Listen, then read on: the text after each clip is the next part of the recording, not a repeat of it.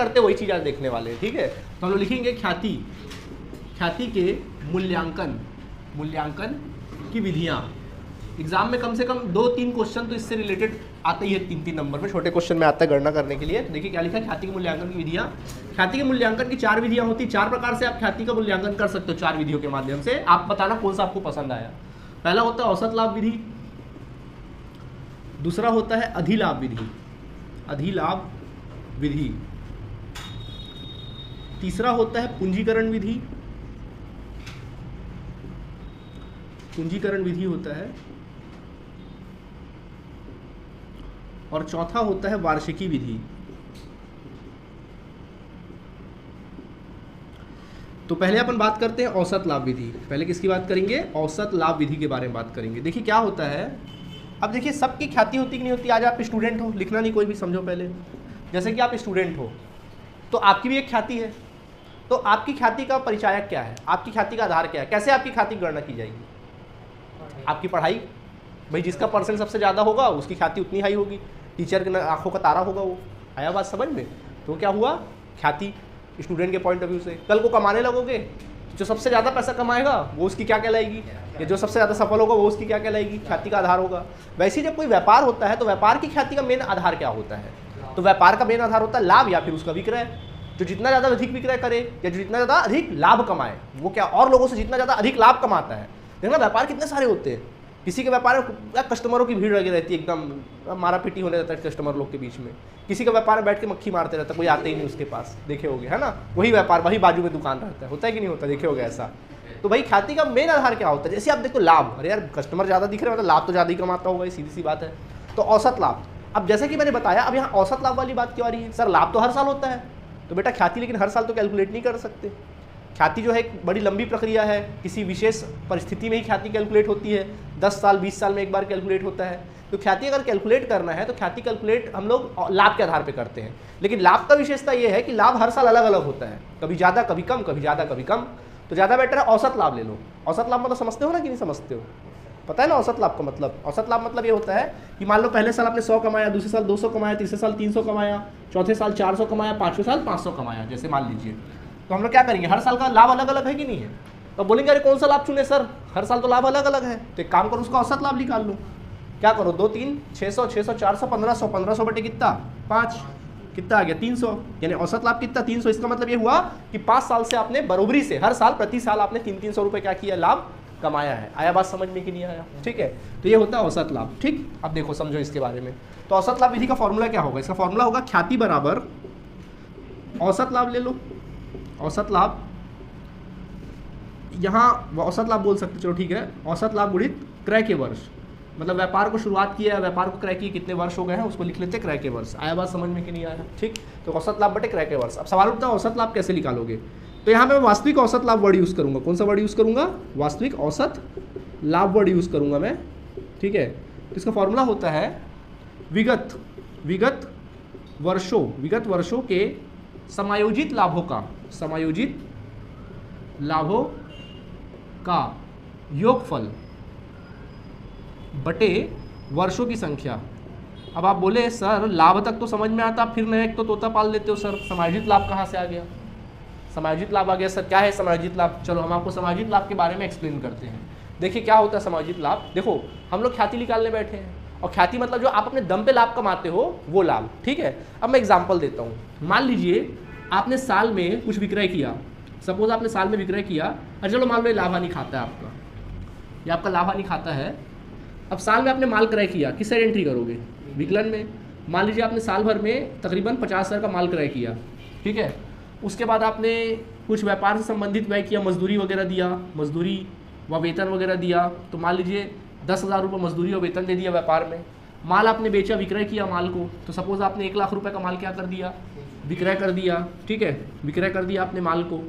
इसके बाद फिर आपने क्या किया, सपोज आपका माल क्या हो गया, जल गया, सपोज माल आपका जल गया, ठीक है, माल नष्ट हो गया, माल अग्नि से हानि हो गया, ठीक है, माल क्या हो गया, नष्ट हो गया। माल नष्ट हुआ भी कैसे नष्ट हुआ, अग्नि के द्वारा नष्ट हो गया।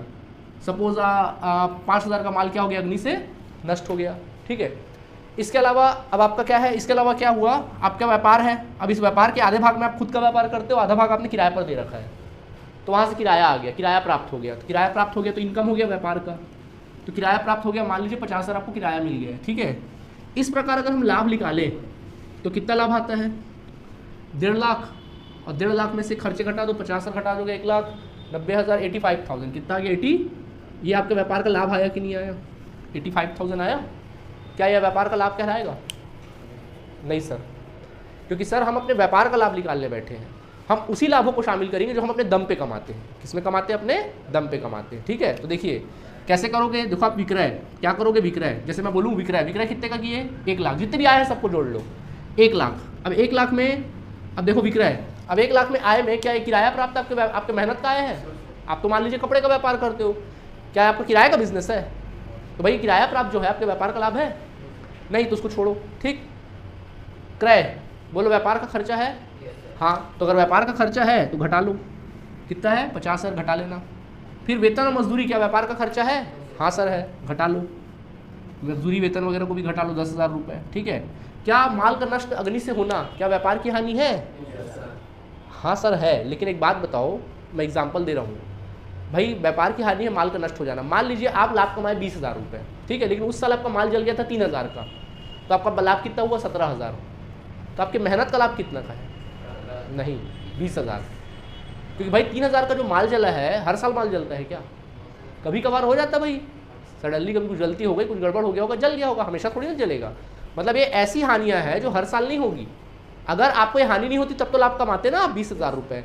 तो ऐसे चीज़ें जब आप ऐसे आय को इग्नोर कर देते हो जो आपकी मेहनत का आय नहीं है, जो अलग चीज़ है, वैसी जो हानि हुई है ये हमेशा थोड़ी ना होगा। जैसे मान लो एग्जाम्पल देता हूँ कि भाई आप स्टूडेंट हो, अब आप मान लीजिए आप हमारे यहाँ पे पढ़ रहे हो, टेस्ट भी दे रहे हो, हमेशा आपका परसेंट नंबर अच्छा आ रहा है, हमेशा आप टेस्ट में 30 पा रहे हो, 100 नंबर का दे रहे हैं टेस्ट तो आप 90 पा रहे हो। इस बात का पूरा हमको अंदाज़ा है और बिल्कुल कंफर्म है कि आप अगले मतलब जब पेपर होगा फाइनल एग्जाम तो आप 90% से ऊपर लाना ही लाना है आपका, ये हमको कंफर्म है। तुम्हारे आसपास के दोस्तों को कंफर्म, भैया ये लड़का या ये लड़की तो भाई 90% अबव लाएंगे ही लाएंगे। लेकिन जब रिजल्ट आया तो परसेंट आया 75। लायक किसके थे आप? 90% अबव की, लेकिन आया कितना? 75। अब पता किया भाई क्यों 75 आया? पता चला रहे पेपर के समय तबीयत खराब हो गया था, टाइम पे नहीं पहुंच पाए, कुछ एबनॉर्मल सी चीज़ें हो गई थी, असाधारण सी घटनाएं घट गई थी, करके हुआ। वैसी का व्यापार के साथ नहीं हो सकता। तो भाई वो व्यक्ति भले 75% आज लाया है, लेकिन उस व्यक्ति में अगर गट्स होगा तो भाई अगले बार वो ऐसा नहीं होगा उसके साथ, अगले साल वो पक्का देखना ज़्यादा लाएगा, है कि नहीं? तो भाई ये चीज़ होता है इसी वजह से। तो ऐसे जो असाधारण हानियाँ हैं उनको क्या करते, इग्नोर करते हैं। तो अगर व्यापार का सचमुच का लाभ अगर देखा जाए तो कितना रुपये होगा व्यापार का सचमुच का लाभ? 40,000 रुपये होगा। मतलब अपने दम पे कितना लाभ कमाया आपने?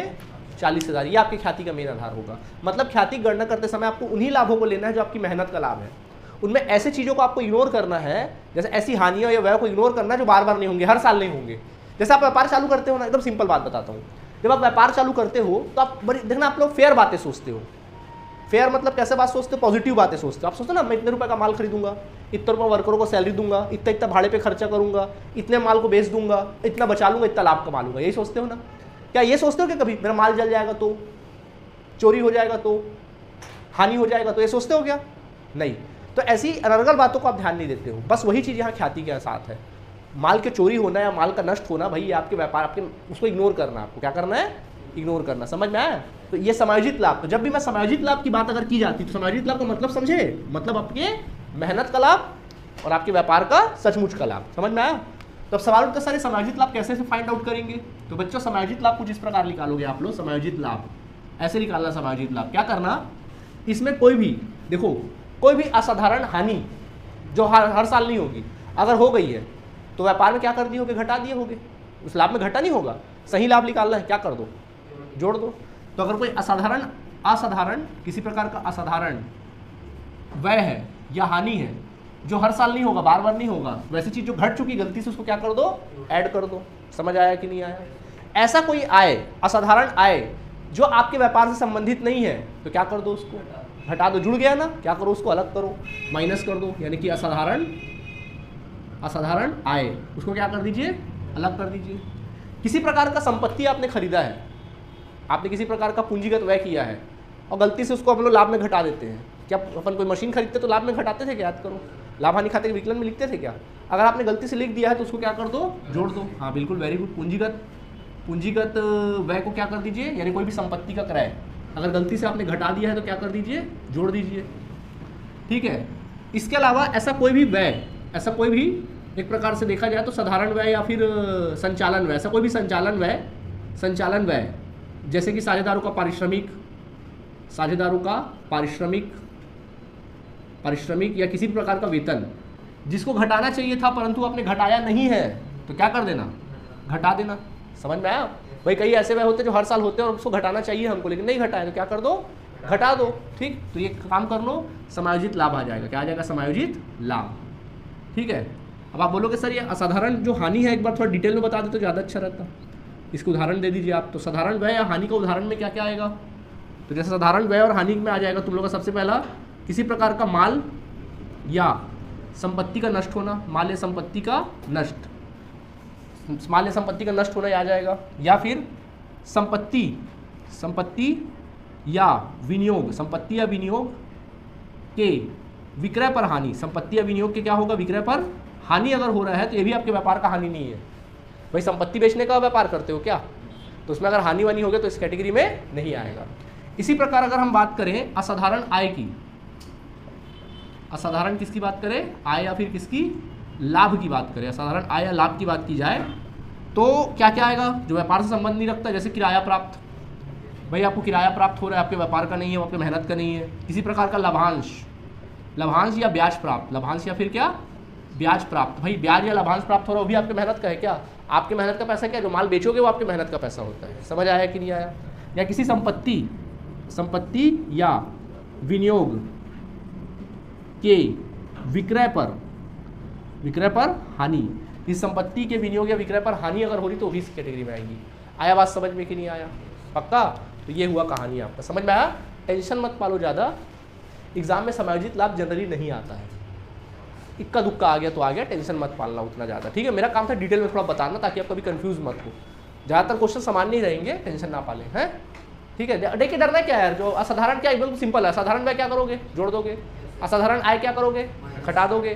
कोई भी साधारण आय, साधारण व्यय जो घटाना चाहिए था परंतु नहीं घटाया तो घटा देना, बात खत्म। ठीक है, प्लीज़ नोट करिए।